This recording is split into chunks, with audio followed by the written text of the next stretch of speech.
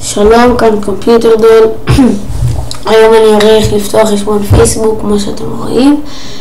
אז דבר ראשון מה שעושים זה נכנסים לגוגל או לאינטרנט אקספלורר, כל דפדפן שרוצים, וכותבים או פייסבוק בעברית ככה, או פייסבוק באנגלית ככה, בחיפוש. אז נכנסים לאפשרות הראשונה, וזה הדף שאמור להיפתח לכם. וכשנכנסים, מה שפשוט ממלאים כאן שם פרטי, קומפיוטר. כמובן שלא שמים, כאילו שמים את השם האמיתי, אל תדאגו, זה לא נגיד כמו באתרים שמשחקים בהם, שלא לשים את השם האמיתי.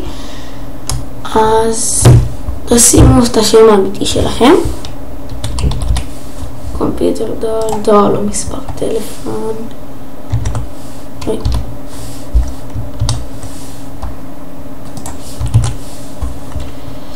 אוקיי, סיסמה. רגע, אני אעשה.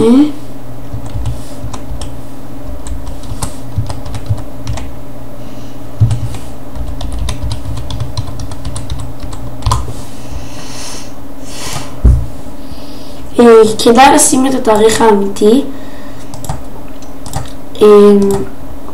כדאי לשים את התאריך האמיתי, אבל לא בשנה. אם נולדת ב-2000 ומעלה, לא לשים את התאריך האמיתי. כדאי לשים מ-1998 ומטה. אז אני נגיד אשים 1996, זה אומר בן 19.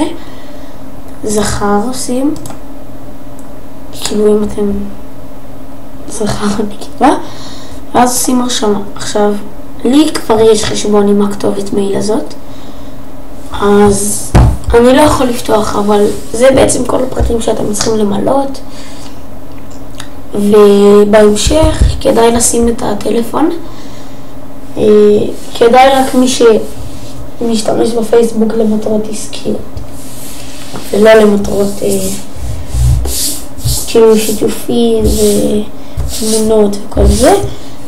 אז זה בעצם מה שאתם צריכים למלות כדי לפתוח חשבון פייסבוק. אז ביי ביי, תודה רבה, ולא לשכוח לתת לייק, לא לשכוח להירשם, כמובן להגיב, וכמו שאני מזכיר כבר בהמון סרטונים שאני אעשה, תשלחו לי מיילים, אני אקבל אותם, אני אעשה סרטונים על זה, ותודה על הצפייה, ביי.